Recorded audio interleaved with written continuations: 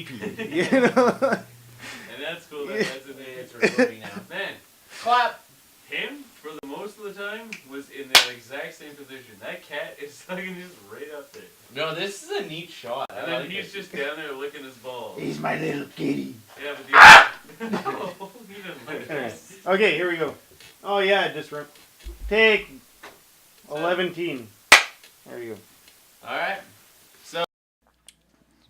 Mike's penis is like this big. He can't handle his liquor, and he cries like a girl. Next question. He's the one that mainly cries. The one that has all the problems. But other than that, he writes most of the music, so he's kind of a necessity for the band. But yeah, he's pretty emotional. He's the guy that comes to me with all the problems all the times. Like, what type of problems? Weight problems. Hell of a guy. Fucking likes to drink his beer, which is pretty goddamn awesome. What does he bring to Silent Line? I just answered that. Yeah, you About said 250 pounds. emotional. Wait. Did you hear that? Best guitarist to ever come out of Bonneville, that's for sure. He's easily probably one of the most talented guys in the band. One of the best musicians I've ever met in my life. Easily. Fucking great guitar player. He's great at writing songs. Fucking, that's all he does. Whenever I come over here, he's always recording or writing or something. So, like, very, very pivotal role. I really like playing music, really, and I played my grandpa's organ a bunch when I was a kid, and then I started taking piano lessons when I was like, I don't know, 9 or 10 or 11, somewhere in there. And I just kind of happened to land on guitar out of fucking nowhere. I moved in and I first met Randy, and we both kind of picked up guitar at the same time. I think he said that I kind of brought my acoustic over, and then he got his parents to buy him acoustic too, and it just kind of, that's where it went from. And then everyone would just say that, oh, well, I can't play this part, so I guess you have to play it. And which sucks, because I couldn't play it either, but I had to, because everyone else told me that I had to. So that I just kind of started practicing, and eventually it was just like, oh yeah, he'll just play all that hard shit that, you know, we don't want to or can, you know, do right now, and it sucked. But that's just kind of what happened, and that's what I do. So, yeah. I think that I tend to write most of the stuff just because, I mean, that's what I do when I, you know, I come home from work or whatever, from class, and I just sit down and I try and, you know, write something that I'd like to hear, and I want other people to hear it as well, and everything else is just completely secondary to that. I don't care if I put in 14-hour days doing stuff like, you know, tracking in a studio or driving somewhere. That's exactly what I want to do. Mike's got 2 cats. No, 1.5. We share one. That's gay. That's kind of gay.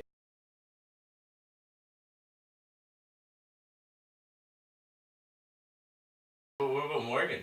Oh, her. She's pretty hot, I guess, sometimes. I hear he likes to fucking rape children, and I don't know.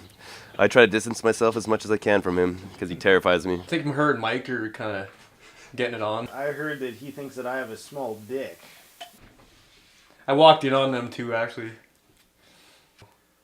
They're playing horse and cowboy or something. I can't remember what they called it.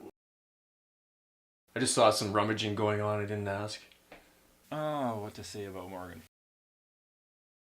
We just acquired Morgan actually in December. It was a joke at first to him, but to Mike and I, more so to Mike. Mike was serious. I knew it right off the bat. Like, Morgan's gonna fucking play keyboard for us, right? He's been practicing his fucking ass off, learning synth and learning all our tunes. We said, yeah, fuck, come on, join us on stage, and fucking he's been slaying this shit ever since. Because you can add in just quotes, and like my favorite is just synth strings and, you know, like crazy Sawtooth from the 80s and stuff like that into your songs. Especially, like, you know, with fucking intros and fucking showmanship wise, like, he's at a shit ton. Yeah, so it's really, really, really fucking awesome that he's in the band. Because Silentline for the longest time was just playing with backing tracks that were pre-recorded and shit. So actually having a guy on stage that can play that shit is way better. I think him and I, our sense of humor are quite similar, where we don't really have a filter, towards things. If we think something funny, we don't really give a shit if anybody else thinks it's funny or not. We'll fucking say it. And One of my best assets, I think, is the fact that I have absolutely no problem going insanely in debt to buy really nice things. Well, I mean, fuck. There's a lot of money in that rack. Once they give you the chance to finance, it's so easy. They're just like, here you want this? Okay, give us $100. That sounds good. Okay, fuck. And then you pay for it over 12 months or 7 months or whatever you got to do. And school is bullshit. This is my niche. This is what I do. So someone who doesn't care, oh hey, if we got this mic, it would sound better. How much is it? Well, it's like $500. All right, fuck it. It's gonna sound better and it's gonna make us money. You betcha. Let's do that. It's fucking awful. Just so bad. There's a lot of money not well spent, and I'm still paying for that. But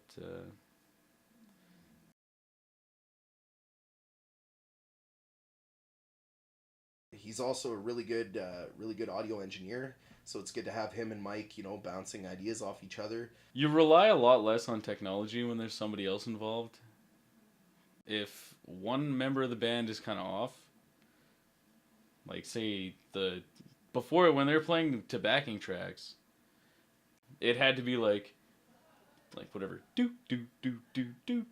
and you had to be fucking perfect. And if anybody ever went off, the backing track would kick in at the wrong spot, and you're always kind of playing guesswork. Okay, here it comes. I hope we did this right. But when you have a person in who can actually hear it, it's okay, well, then you can correct for stuff on the fly. Because when you're doing it to a rigid track, you have to have it perfect. You can't correct that stuff. It's not something oh, well, okay, it's just a little bit off, so we'll just hit this, and it'll go back, or jump forward. So, I mean, there's that, and then there's the fact that there's a whole nother member on the stage, the gear, the fact that the band's bigger. Now we're a sextet, which is cool because I like saying the word sex. Randy's a little bit of a weird guy. It's hard to read him sometimes. Randy. It looks like he took a bowl and put it on his head and cut his own hair yesterday. If it's the same Randy I'm thinking about. No, we call him Shitberg around the band here. Yeah, he's a pretty quirky guy too, but he gets it done. Oh yeah, he just holds it. He's there for looks. Yeah. Yeah, definitely. And him and his bowl haircut. Did you hear that? You hear that? Did you hear it? He's an amazing guitar player. He's really dedicated and super fucking awesome. He's playing in this band now. I don't know. He brings dedication and awkwardness, I suppose. He has a bad tendency of not being able to take a joke. He can be really serious. I take things way too fucking seriously. Dave likes to fuck around with everybody, as everybody knows. Randy always takes that incredibly seriously, and it makes it way more funny. He brings a really good energy to the stage. Everybody's kind of come together, and we're getting to the point where we're evolving as a band, and everybody's really coming into their own. So yeah, Randy's he's a deadly guy.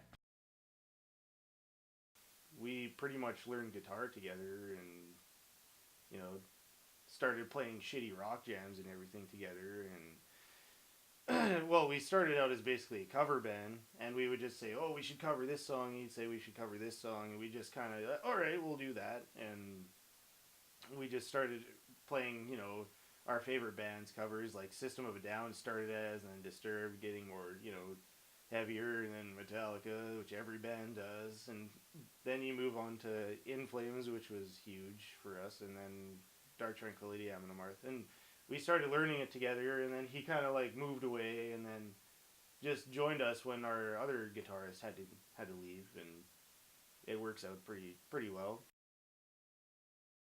I've seen a lot of things in him, like loyalty and devotion. And every once in a while, he can kind of come out of himself and kind of like whatever he'll rip on Mike. He'll rip on anyone he knows, but I mean he gets it like worse than he gives it. You see the dedication. You see it. When it's like when he got back from work and we did this show, it's like, dude, you got to learn Wolf. And he came back, he learned it in like a couple days. Like it's all he did. And you don't really see that kind of shit very often. Like it's actually really refreshing. Then you know like the person's dedicating. You're not wasting your time having this person in the band because they're willing to pull their own weight. It's like, hey, well, while you were gone, we kind of got to here, so it's time for catch up, and he'll fucking be there within a couple days. He's kind of a goof. When you give that guy the mic on stage, he's I think deep down he's got that front man in him that's trying to get out, but at the same time he knows that in this group it's not like he's not the front man, so it's like it comes out and then he tries to grab it and then you hear what he like some of the stuff he's saying while he's trying to get the crowd riled up. He loves to do that shit and he'll go for a while.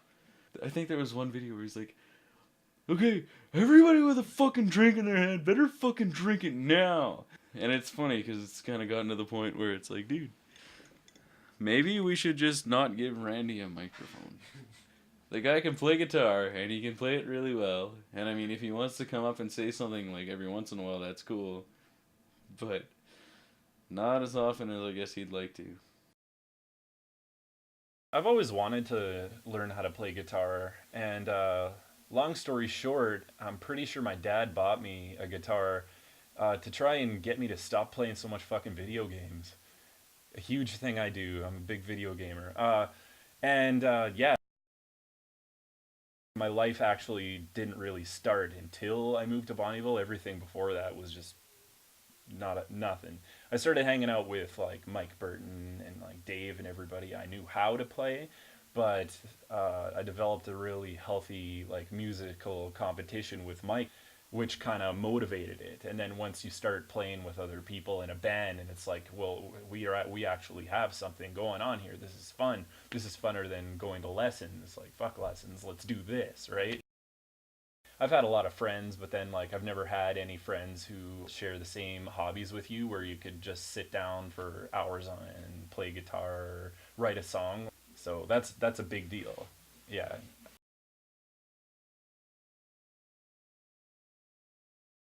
Dave.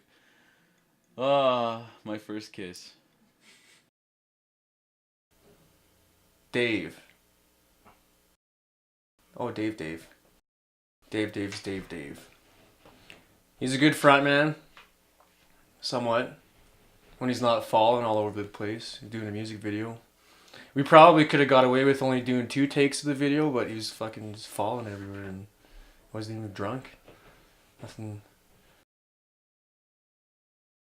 Looks like a beached whale. The hairy flubber. Fuck. He brings a lot to the band. He's fucking pretty charismatic and whatnot, but he's a crazy motherfucker. A lot of energy. He's really good with the crowd.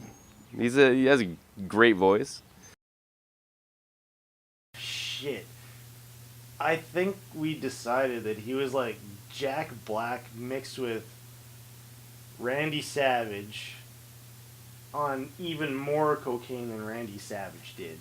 Except he's not on cocaine or drunk. He's sober, which is the scary part.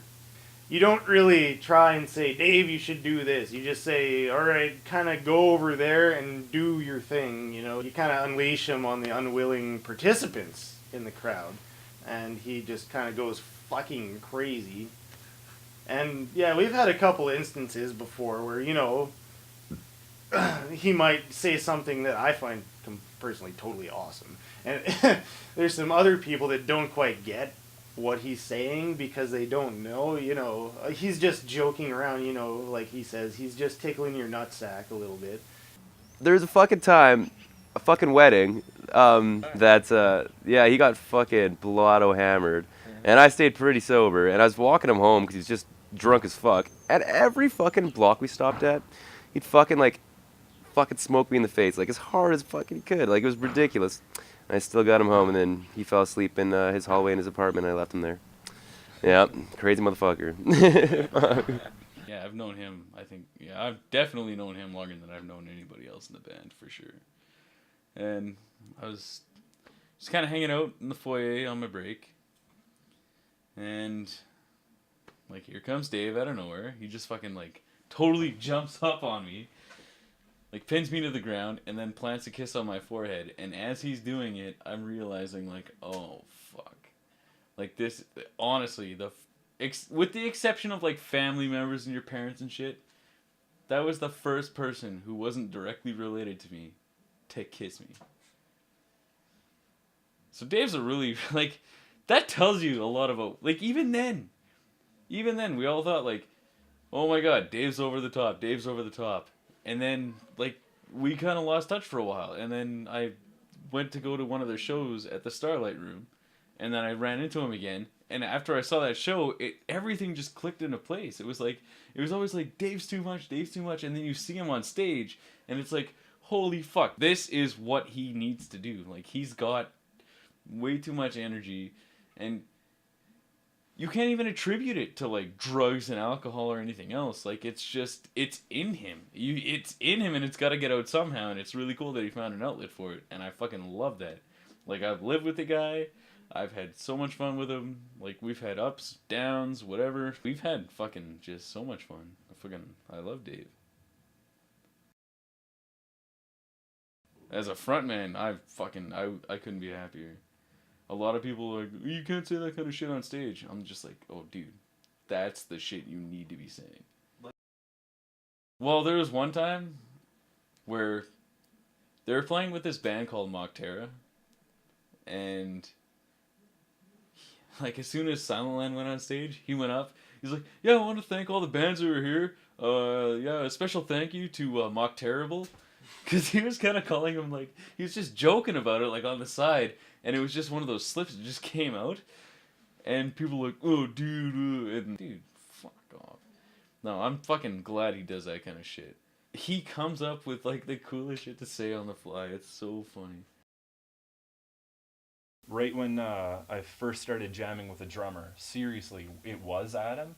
And it was me and Mike on guitar, and it was Adam on drums, and Brandon Green was playing bass. And Brandon Green was like, yeah, man, I'll sing it. I'll sing this shit, right? And that's what we kind of figured was going to happen. We go to rehearse, and Dave's there. And it's like, what's this guy doing here? I see him at rock jams, and I think he's hilarious, but I think he's out of his fucking mind. Like, he was singing Roots, Bloody Roots on stage wearing rubber boots. And I'm like front row, and he even replaced the lyrics at one point to boot, rubber boot, or something like that. And I was like, that's fucking awesome. He shows up at that rehearsal, and I was thinking in my head, like, oh man, what the fuck is this guy doing here? Yeah, the start of a good friendship again. Things aren't always perfect. Like, we'll usually, like, we're not butting heads or anything, but, like, our views on things can sometimes, like he'll think what I'm thinking stupid, or I think what he's thinking is stupid, and I'll say I want to throw punch him once in a while, but at the end of the day, we hug it out, and he gets his sweat all over me. And that's another thing. Dave is the sweatiest fucking Frenchman I know. I've gotten more of his bodily fluids on me than I'd like to admit. Horrible. Like, if he does any sort of, like, work or labor or fucking anything, he's swimming. Just fucking swimming. Like, earlier when we were shooting the video, he's circle headbanging. He's just fucking giving her, right? And he changed the way he was rotating, too, because it was hurting his neck. The wind kicked up, and as he was whipping his hair, as it came around, it just went and fucking got me right in the face. I was just like, yeah, but that's familiar. I'm used to it. I'm conditioned to the fucking Dave sweat now. Dave, like Dave is a singer. He's meant to do that. What's he? What? I don't know what he's gonna do. If he couldn't sing, like I don't know, man. That he's meant to do that. He was born into this position. It's what he's meant to do. Like nobody can fill his shoes at that. Like besides being a friend, he's the perfect singer. Period. I figure I'm pretty spontaneous, easygoing. I try and make jokes, and I don't really hold back. I don't have too much of a filter, so if I say things that might offend somebody, I try not to say those things, but they just come out of me. It's a really natural it's kind of who I am all the time. So to do that on stage and just be myself, I make jokes, but when it comes down to the songs, when it's business time, I do everything that I can to get the crowd involved and to get them amped up for the other bands, and to have a really good experience when we're on stage and stuff like that too. I just do this stuff that I love, and most of the time things just come out the way they come out because that's who I am all the time. So yeah, it's pretty much just being myself up on the stage and singing lyrics to awesome tunes. Yeah. Cool. Emotional support, I'd say, is the number one thing. Those guys are pretty emotional, and they tend to cry a lot, so they need somebody to talk to. So that's my thing. That's what I do. Yeah. Fuck, I remember him playing drums back when he used to party at Schaefer's place back in the day when he was living there, and yeah, that's when I first met him. Like he was just playing drums in the basement. We're all getting drunk and stuff, and he's the first guy I ever met that could do a double kick. So it's pretty fucking cool. Me and Adam have known each other for a long time. He actually started out playing guitar, and he conquered the fuck out of that beast, and he was like, I want something a little bit more challenging, so he started playing drums. And he's just consecutively been getting better and better and better, and always raising the bar. I think he can outdrink anybody in the band. He's fucking a party animal. He fucking loves to fucking party. He loves that shit. I think he's the kind of guy that gets everybody pumped to fucking, all right, let's get hammered. Let's play some drinking games. Let's fucking, do whatever, like. Adam, he is easily one of those guys who you hear about drummers, like fucking guys like John Bonham and Keith Moon, who fucking, it's like they go all out first, and then they're insanely awesome drummers second. The first time I met him, we were in his basement. He was like playing drums, and I started like strumming out some Tool, and he's like playing along, and then we did Crazy Train and shit like that, and it was really good. It was a lot of fun. I had a blast. Now, get the chance, everything comes around, and wind up running into Dave again, and then Adam comes back in, and I've had a lot of fun drinking with people, and Adam is definitely up in the top 3. I enjoy drinking with Adam. Like, I have the Morgan kind of experiences with Adam, and I don't even know him that well, but I still have those kind of nights with him every once in a while, and it's a lot of fun. Adam's just a good dude. Like I don't think he'd do a guy wrong. He's a really good musician, and he likes to party. He's a big time partier. He takes the band and everything very seriously as well, and like you should. Him and Mike, they just feed off one another. I like seeing Adam light up, because sometimes he could be a little quick to shoot some stuff down. So when you see him light up on something, you got something good. Before, when I played bass in Silent Line, and I was like, well, fuck Bonnyville, and I left Bonnyville and left the band. I played in bands here where you're not friends with the people you're in bands with. You don't gel as well. The music you're writing doesn't seem natural. It doesn't flow. If you're the rhythm section, especially, like in that situation, I was a bass player, and the drummer I was playing with at the time was a super douchebag. Like, how do you even lock in with one another? It's a big deal. Adam's a fucking awesome guy. He's an awesome drummer. Brandon, he's the newest member of the band. There's a little bit of a falling out, and with our last bass player, And so we asked Brandon if he could, if he could step up part-time because he was already going to fill in for a show. Brandon's been playing guitar for a long time, but he never really, played bass, I don't think, ever, except for now. And he's fucking taken the bass and just slayed the tracks. Like, he's learning them left, right, and center. He's a little bit of a quieter dude, but you get a little bit of booze in him, and he's fucking social butterfly. He's a very affectionate, very passionate individual. So like, if he's around his friends and shit like that, he just has a fucking blast. I've never seen that guy get drama heavy or anything. So yeah, he's a great addition to the band, and like everybody else, he fits really well. Well, he's been around the block a few times. I'm sure he's, done some things he's not proud of. And we just saw some of the shots of him in the video, and he looks pretty quirky, but, it'll work out. Well, his kicks and stuff, it's so funny to watch, just because, like, we're, like, just completely, like, yeah, well, fucking, headbanging and shit, and then he's just in the background, like, fucking, yeah, and, like, oh, it was so funny, yeah.